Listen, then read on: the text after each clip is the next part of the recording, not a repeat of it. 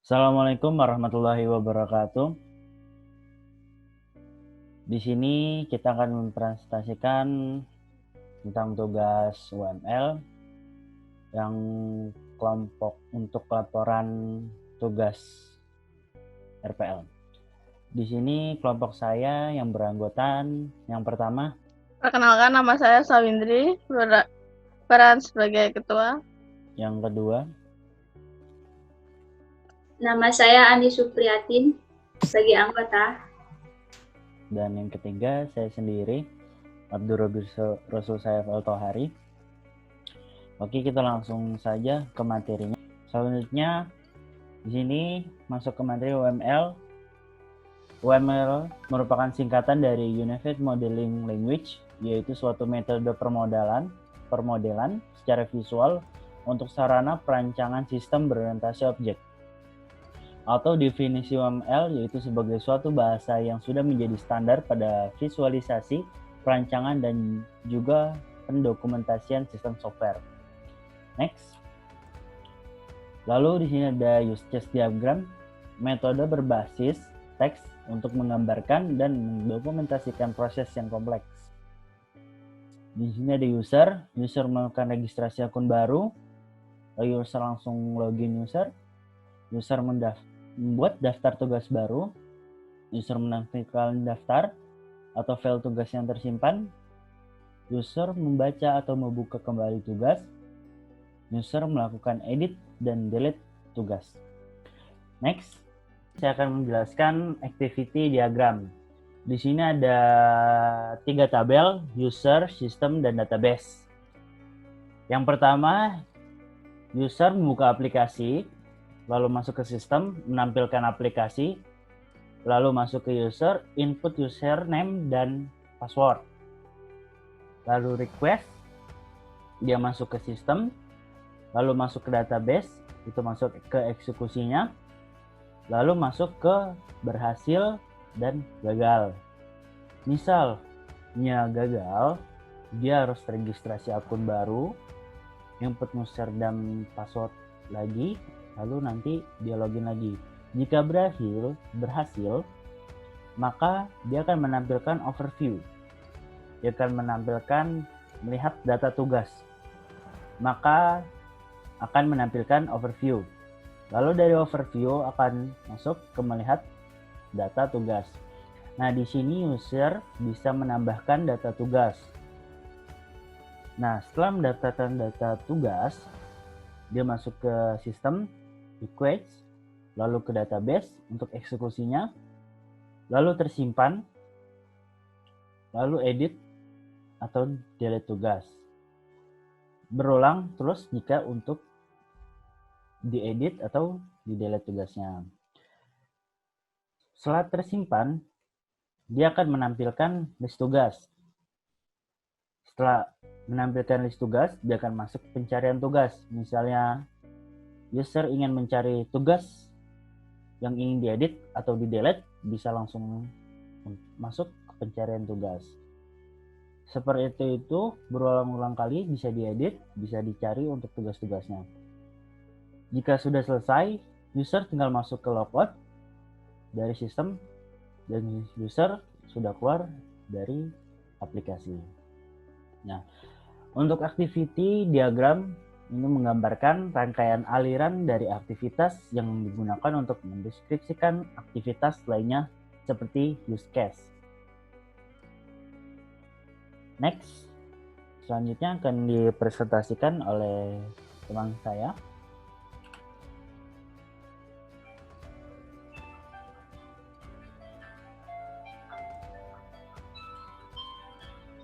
Diagram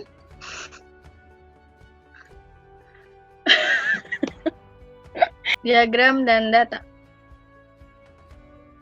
Di sini terdapat deployment diagram dan data model. Yang pertama, deployment diagram intinya untuk menunjukkan letak software pada hardware yang digunakan sistem. Contohnya seperti user, kemudian web server, application server, yang terakhir database. Kemudian data model.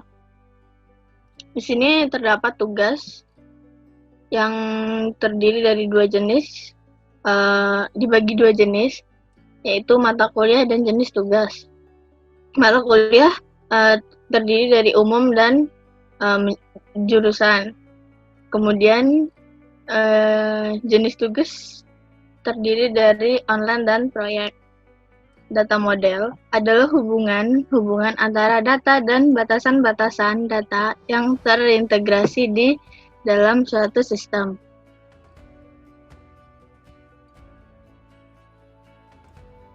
Next. Selanjutnya, sequence diagram. Sequence diagram yaitu salah satu jenis diagram pada UML yang menjelaskan interaksi objek yang berdasarkan urutan waktu. Sequence diagram juga dapat menggambarkan urutan atau tahapan yang harus dilakukan untuk dapat menghasilkan sesuatu seperti pada use case diagram. Next.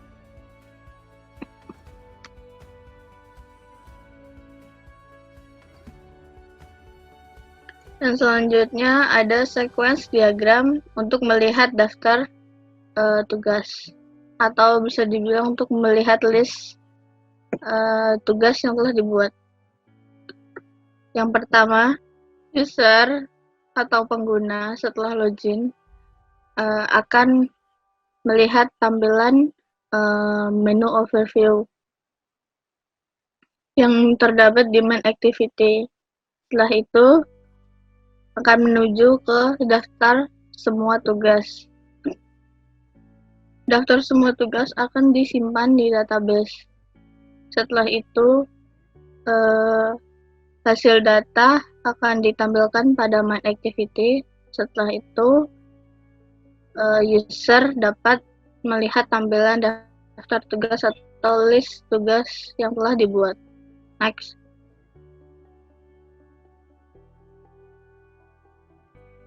Sequence diagram untuk melihat daftar editing tugas. User atau pengguna akan membuka menu overview. Kemudian tampil menu overview. Setelah itu, user dapat memilih daftar tugas. Untuk mengedit tugas, setelah mengedit tugas, dia akan mengupgrade atau mengupdate tugas yang tersimpan di dalam database. Setelah tersimpan di dalam database, natif akan tersimpan dan dapat menghapus. Next.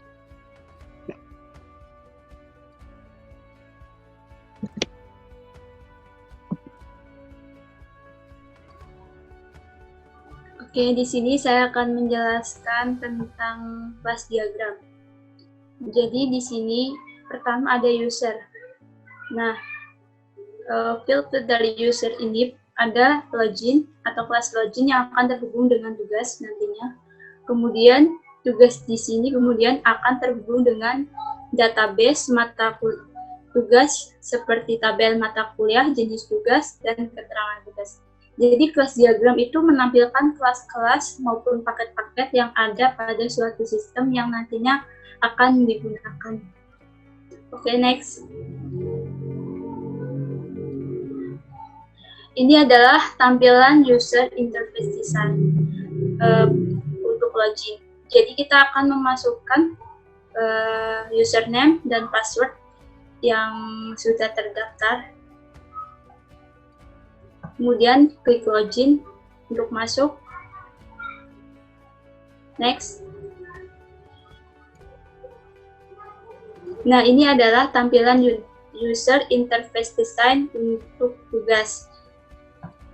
Ini itu tampilan untuk menambahkan tugas. Kita bisa menambahkan mata kuliah, jenis tugas, file, deskripsi. Akan tetapi pada model sebelumnya kita sudah menambahkan deadline.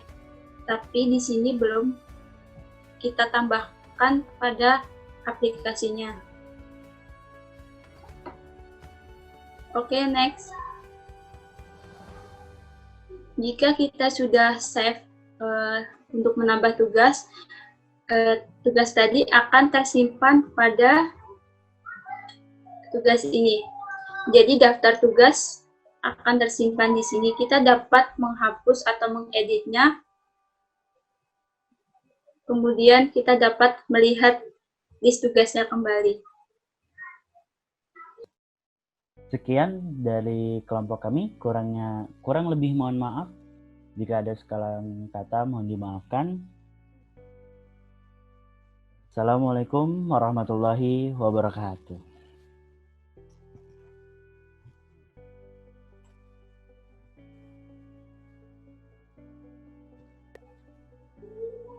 Oke, sudah selesai. Robi diedit ya. Sorry. Gue gak mau panjang-panjang jelasinnya.